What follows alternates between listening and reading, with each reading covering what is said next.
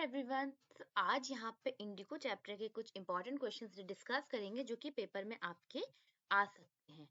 चलिए, इससे पहले कि लेसन में स्टार्ट करूँ, मैं आपको बता दूं कि मैंने इसकी समरी का भी एक वीडियो अपलोड किया है। सो अगर वो वीडियो आपने नहीं देखा है तो उसका लिंक मैंने डिस्क्रिप्शन बॉक्स में दिया है, वहां से जाके उसे जरूर से देखिए। वो वीडियो इसलिए भी इम्पोर्टेंट है क्योंकि वहां पे प्रॉपर नोट्स भी प्रोवाइड कराए गए हैं। चलिए, अब ज्यादा टाइम न वेस्ट करते हुए क्वेश्चन शुरू करते हैं।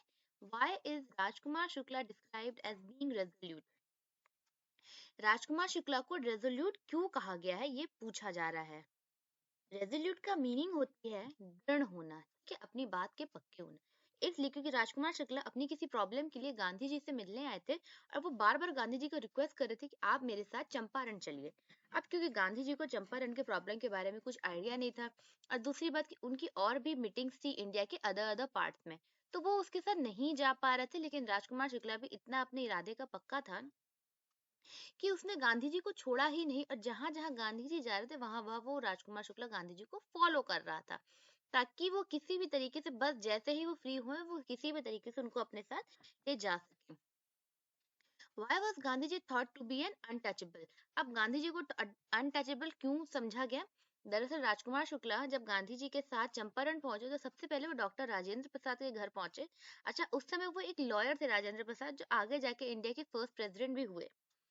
तो उस समय राजेंद्र प्रसाद घर पर नहीं थे और उनके सर्वेंट्स थे। अब क्योंकि राजकुमार शुक्ला एक शेयर कॉपर था, एक पीजेंट, एक किसान था, तो उनके साथ गांधी जी को देख के उनके सर्वेंट्स ने सोचा कि ये भी एक किसान ही होंगे, इसलिए अनटचेबल हैं।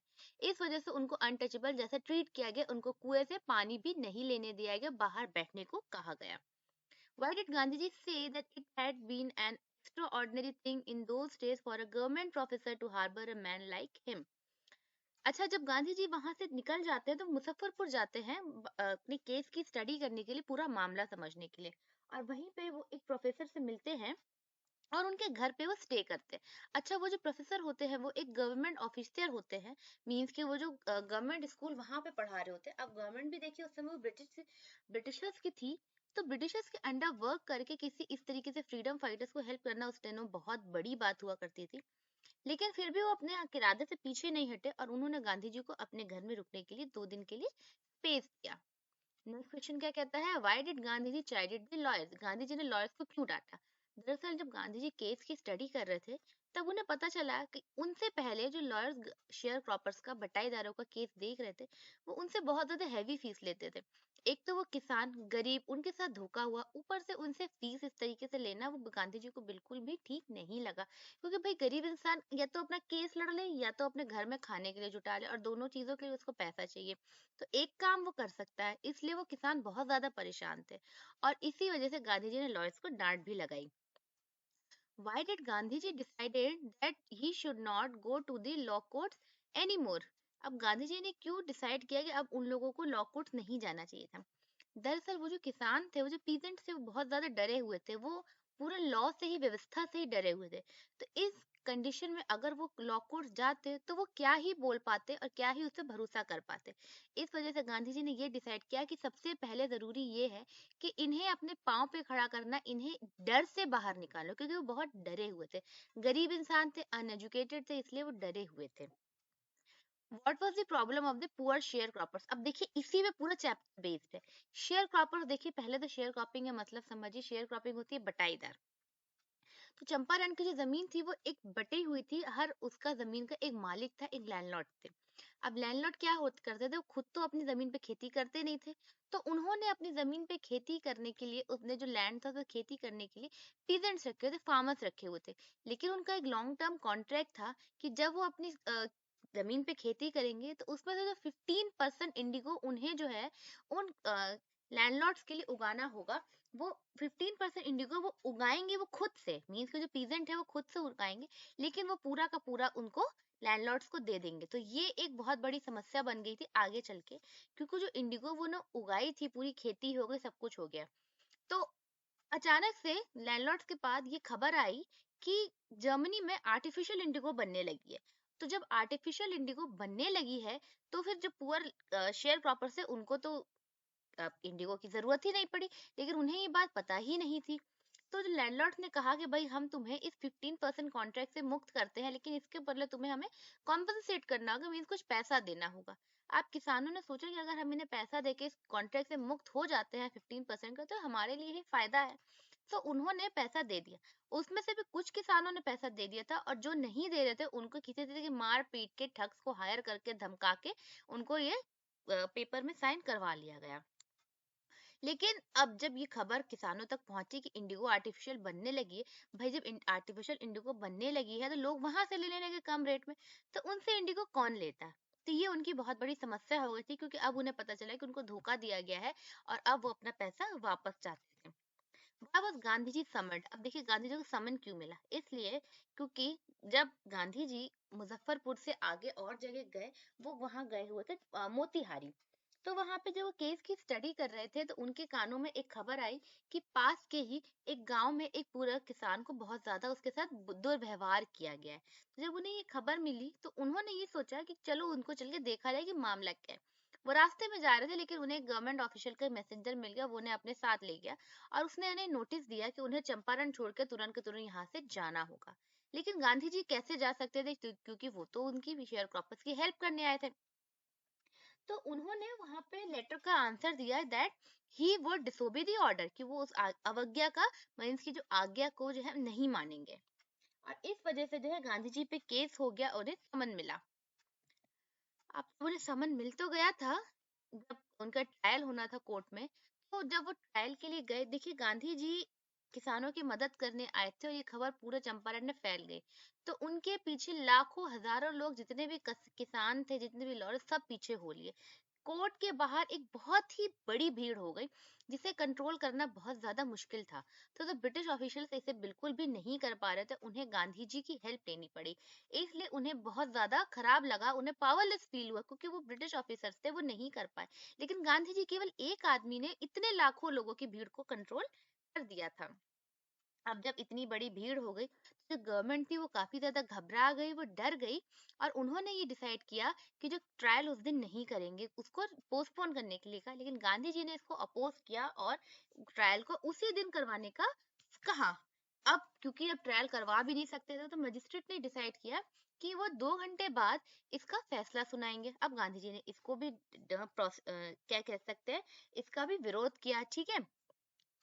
तो जो मजिस्ट्रेट थे, उन्होंने कहा कि हम आपको फ्री कर देंगे, बेल पे साइन कर दीजिए। देखिए क्या होता है कि जब कोई भी किसी को जेल जाता है, तो उसके ऊपर अगर केस लगा है, वो जेल गया है, तो उसे वहां से रिलीज होने के बेल डॉक्यूमेंट्स पे साइन करने होते हैं। तो गांधी जी ने बेल पे भी साइन करने के लिए मना कर दिया, क्योंकि अगर वो ऐसा कर देते थे, तो वो कल्प्रिट जो है वो साबित हो जाते। तो उन्होंने उस बेल पे भी साइन नहीं किया, क्योंकि ब्रिटिश ऑफिसर्स के पास कोई रास्ता भी नहीं था, इतनी भीड़ भी थी। तो यहाँ पे उनको, गांधी जी को बिना बेल के फ्री छोड़ना पड़ा, और उन्होंने कहा था वो कुछ दिनों बाद इसका जो फैसला सुनाएंगे।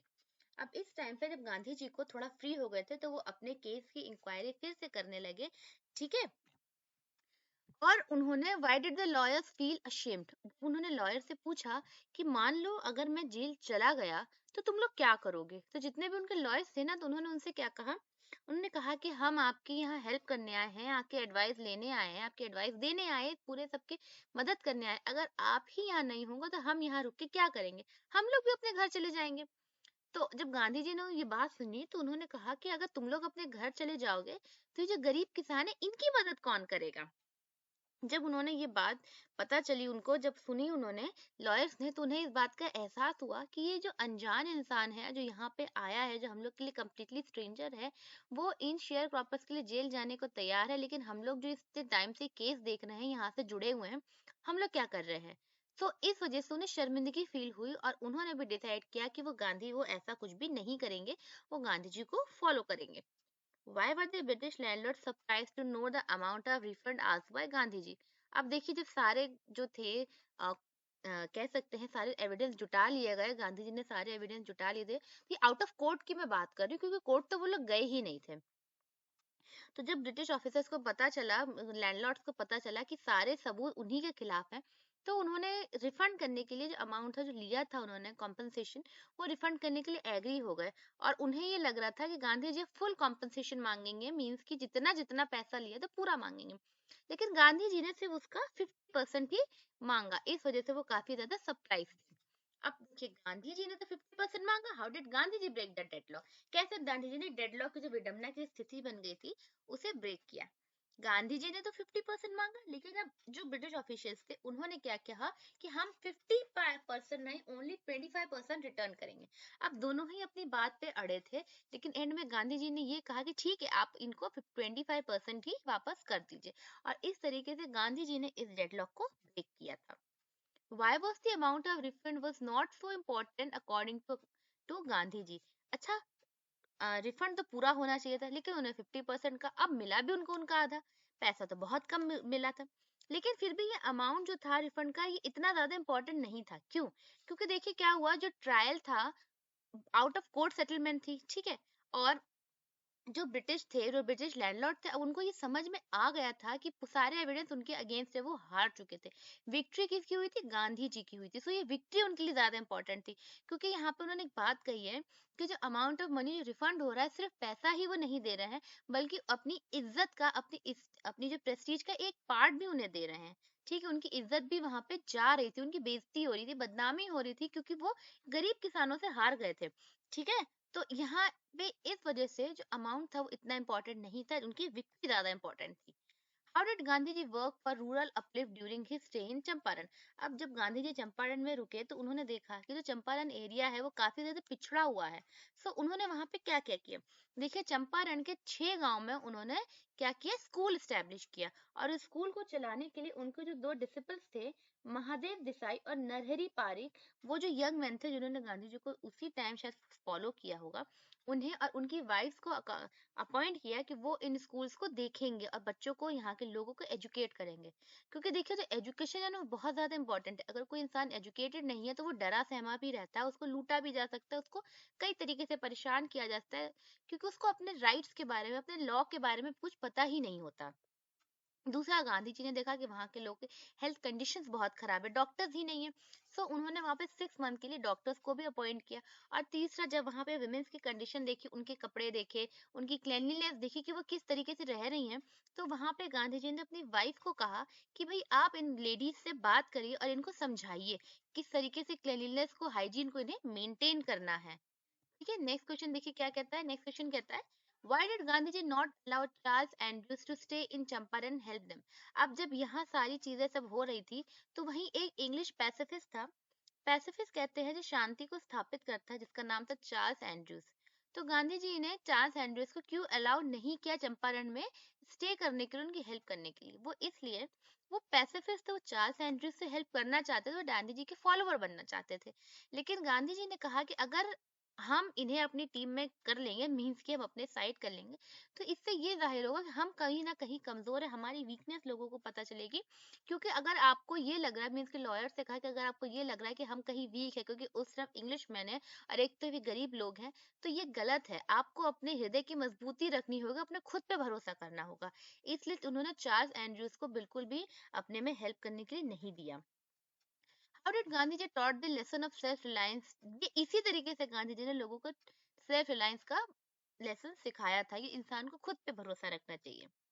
What difficulties did Gandhi ji face? अब देखिए, पूरे जो ट्रायल था, पूरा जो केस चल रहा था चंपारण में, सब कुछ जो चल रहा था, गांधी जी ने क्या क्या फेस किया? पहले तो उन्हें अनटचेबल जैसे ट्रीट किया गया। दूसरा, जब वो मुजफ्फरपुर पहुंचे, वहां से आगे निकले, तो उनको जो है एक तिरहुट में कमिश्नर मिला, जिसने गांधी जी को काफी बुली किया और उनको वापस जाने की एडवाइस दी। तो तीसरी बात ये हुई कि उनको जो है, उनके ऊपर केस भी ये पड़ गया था, उनको जेल जाने की भी नौबत आ गई थी। तो ये सारी डिफिकल्टीज जो थी, जो गांधी जी ने चंपारण में फेस करी थी। Can you say that civil disobedience had triumph the first time in modern India? देखिए, सिविल डिसोबीडियंस क्या होता है? डिसोबीडियंस होता है कि आज्ञा को ना मानना। ठीक है, यानी कि किसी भी तरीके से ना मानना। जब ये ट्रायल चल रहा था, ये ट्रायल होने वाला था, गांधी जी को समन जो भेजा गया था, तो लाखों की जो है तादाद में लोग वहां पर आ गए थे गांधी जी को सपोर्ट करने। और पहली बार ऐसा हुआ था कि जो लोगों ने लॉ को नहीं माना, और तब भी वो जीत गए, उनकी विक्ट्री हुई। तो ये था फर्स्ट विक्ट्री, ठीक है, सिविल डिसोबीडियंस की। Why was indigo incident turning point in Gandhi ji's life? अब इंडिगो का जो पूरा इंसिडेंट था, एक टर्निंग पॉइंट क्यों था?